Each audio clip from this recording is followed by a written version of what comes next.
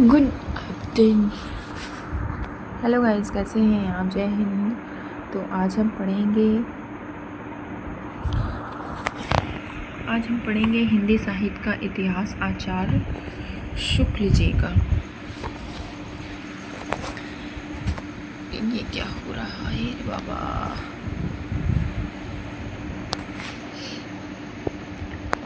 आदिकाल प्रकरण फर्स्ट है समान परिचय। रात के बज गए हैं, कितना बजा हुआ है देख सकते हैं आप। मुझे नींद नहीं आ रही तो मैंने सोचा चलो क्लास कर लेती हूँ। सामान्य परिचय। प्राकृत की अंतिम अभ्रस अवस्था से हिंदी साहित्य का आविर्भाव माना जा सकता है। उस समय जैसे गाथा कहने से प्राकृत का बोध होता था, वैसे ही दोहा या दूहा कहने से अपभ्रंश या प्रचलित काव्य भाषा का गद्य समझा जाता था। अपभ्रंश या प्राकृत भाषा हिंदी के पदों का सबसे पुराना पता तात्विक और योग मार्गी बोधों का सांप्रदायिक रचनाओं के भीतर विक्रम की 7वीं शताब्दी के अंतिम चरण में लगता है। मूंज और भोज के समय संवत 1050 के लगभग तो ऐसी अपभ्रंश या पुरानी हिंदी का पूरा प्रचार शुद्ध साहित्य काव्य रचनाओं में भी पाया जाता है। अतः हिंदी साहित्य का आदिकाल संवत 1050 से लेकर संवत 1375 तक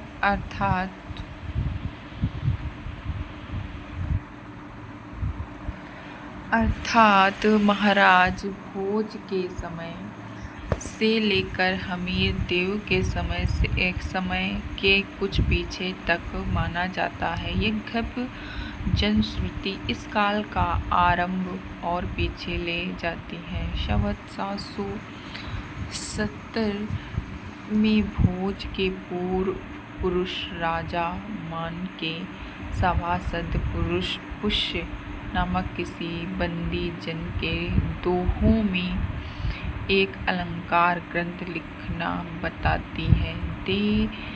शिव सिंह सरोज पर इसका वही कोई प्रमाण उपलब्ध नहीं है। आदिकाल की इस दीर्घ परंपरा के बीच 150 वर्ष के भीतर रचना की किसी विशेष प्रवृत्तियों का निश्चय नहीं होता है। धर्म, नीति, श्रृंगार, वीर सब प्रकार की रचनाएं दोहे में मिलती हैं। इस अनिर्दिष्ट लोक प्रवृत्ति के उपरांत जब मुसलमानों की चढ़ाइयों का आरंभ होता है, तब से हम हिंदी साहित्य की प्रवृत्तियां एक विशेष रूप में बांधती हुई पाते हैं। राजाश्रित कवि और चारण इस प्रकार नीति, श्रृंगार आदि के पुलकट दोहे राजसभाओं में सुनाया करते थे। उसी प्रकार अपने आश्रयदाता राजाओं के पराक्रमपूर्ण चरित्रों या गाथाओं का वर्णन किया करते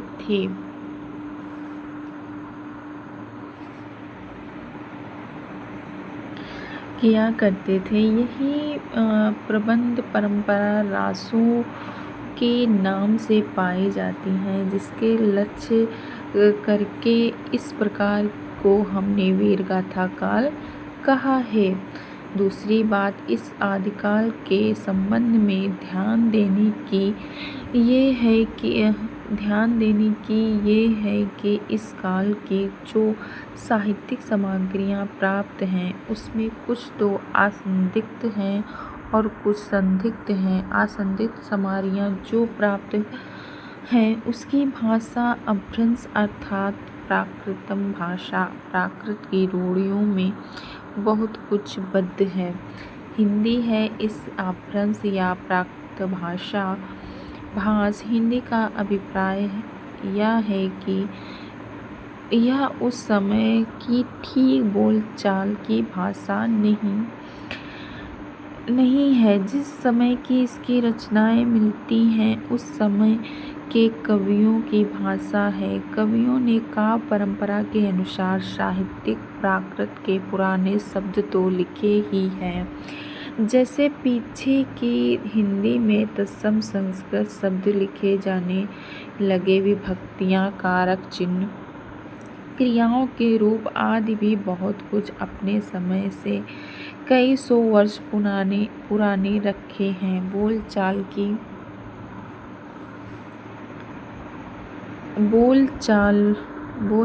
की भाषा घिस घिसाकर बिल्कुल जिस रूप में आ गई थी, सारा वही रूप न लेकर कवि और चारण आदि भाषा का बहुत कुछ वह रूप व्यवहार में लाते थे, जो उनसे 100 वर्ष पहले से कवि परंपरा रखती चली आती थी। अपभ्रंश के जो नमूने हमें पदों में मिलते हैं, वे उस काव्य भाषा के हैं जो अपने पुरानेपन के कारण बोलने की भाषा से कुछ अलग, बहुत दिनों तक आदिकाल के अंत क्या उसके कुछ पीछे तक पोथियों से चलती रही। विक्रम की 14वीं शताब्दी के मध्य में एक ओर तो पुरानी परंपरा के कवि अब संभवतः शंकरधर हमीर की वीरता का वर्णन ऐसी भाषा में कर रहे थे।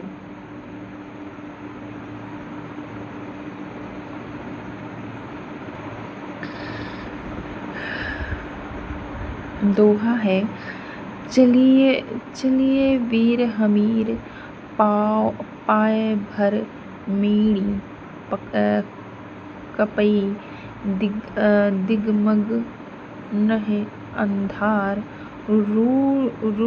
धूल सुरहर अच्छाई। दूसरी ओर खुसरो मियाँ दिल्ली में बैठे ऐसी बोलचाल की भाषा में पहेलियाँ और मुकरियाँ कर रहे थे। एक नार ने अचरज किया, सांप मार पिंजरे में दिया। इसी प्रकार 15वीं शताब्दी में एक और तो विद्यापति बोलचाल की मैथिली के अतिरिक्त इस प्रकार की प्राकृत भाष वो पुरानी काव्य भाषा भी भनते रहे। बालचंद विज्जावाए भाषा द्वे नहीं लग गए दुज्जन हासा। और दूसरी ओर कबीरदास अपनी अटपटी बनी इस बोली में सुना रहे थे, अग्नि जो लगी नीर में कदो जलिया झारी, उत्तर दक्षिण के पंडित रहे विचारी।